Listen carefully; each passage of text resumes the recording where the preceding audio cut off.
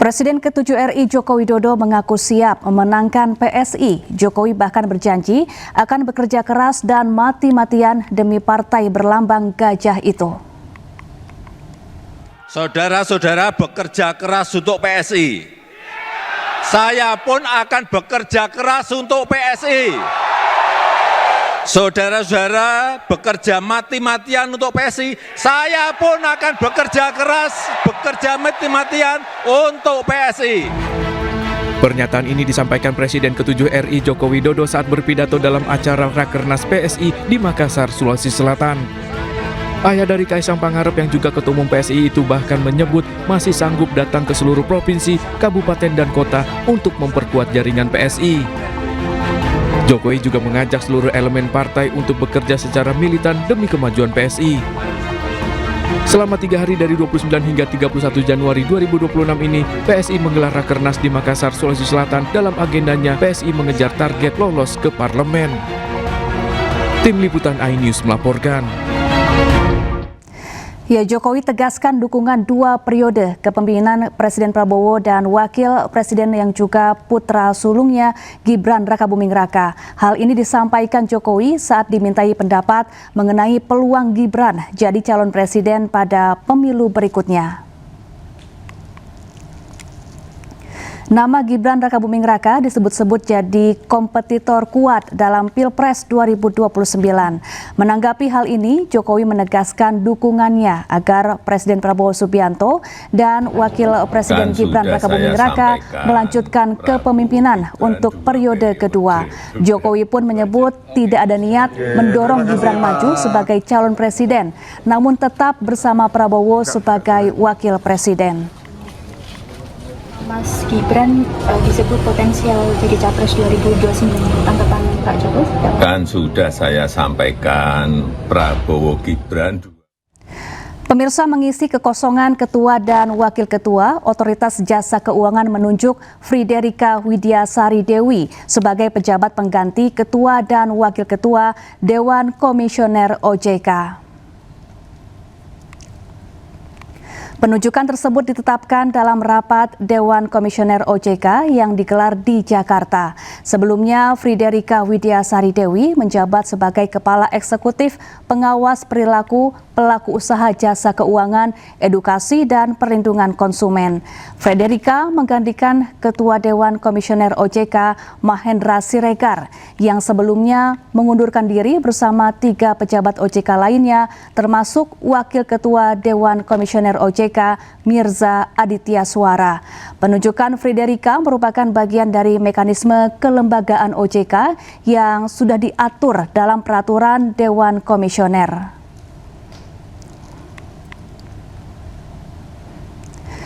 Menko Bidang Perekonomian Airlangga Hartarto menjabarkan instruksi Presiden Prabowo Subianto dalam menyikapi dinamika sektor keuangan. Airlangga memastikan kondisi ekonomi Indonesia tetap kuat dan stabil. Sampaikan kondisi makroekonomi kita kuat. Pertumbuhan ekonomi masih 5,04 di kuartal ketiga. Dan dalam waktu yang singkat nanti minggu depan hari Kamis tanggal 5 akan diumumkan pertumbuhan yang diperkirakan lebih besar daripada pertumbuhan yang di kuartal ketiga.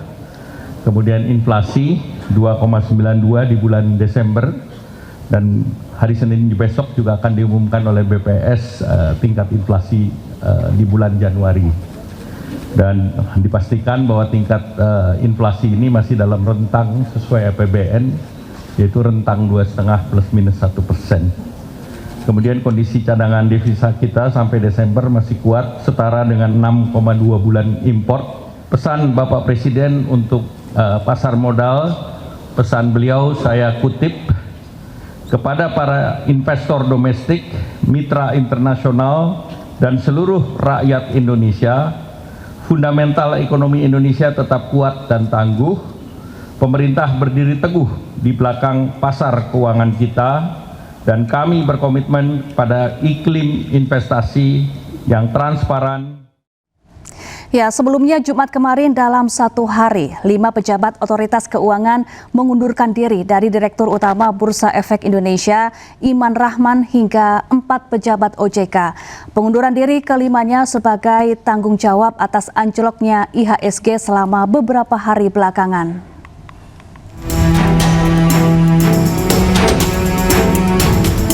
Direktur Utama Bursa Efek Indonesia Imam Rahman mengundurkan diri dari jabatannya tertanggal sejak 30 Januari 2026. Imam menyebut pengunduran dirinya sebagai bentuk tanggung jawab atas anjloknya IHSG selama beberapa hari belakangan. Saya sebagai Direktur dan Utama Bursa Efek Indonesia dan sebagai bentuk tanggung jawab saya terhadap apa yang terjadi 2 hari kemarin menyatakan mengundurkan diri sebagai Direktur Utama Bursa Efek Indonesia. Saya berharap ini yang terbaik buat pasar modal. Semoga dengan pengunduran diri saya ini pasar modal kita jadi lebih baik.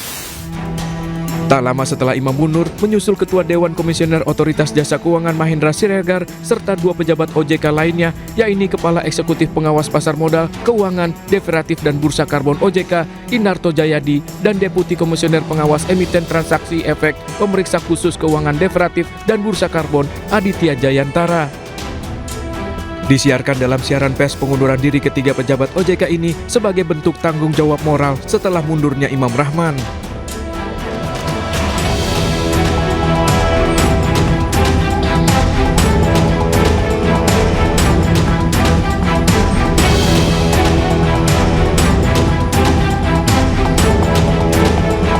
Menyusul 3 unsur pimpinan OJK dan Dirut OJK, Wakil Ketua Dewan Komisioner OJK, Mirza Aditya Suara juga turut mengundurkan diri.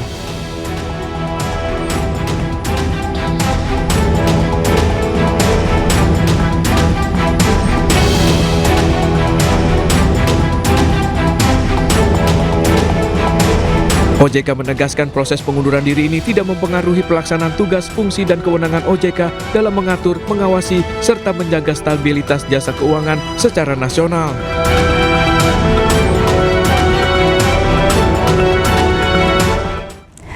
Pemirsa, PT MNC Asset Management menggelar rapat koordinasi tahun 2026 di iNews Tower Kebon Sirih, Jakarta Pusat. Rakor 2026 yang diikuti seluruh jajaran direksi PT MNC Asset Management ini bertujuan memperkuat strategi pertumbuhan perusahaan.